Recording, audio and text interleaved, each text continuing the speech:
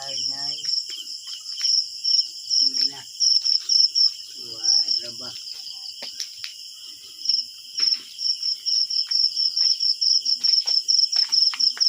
Ang business naman lang.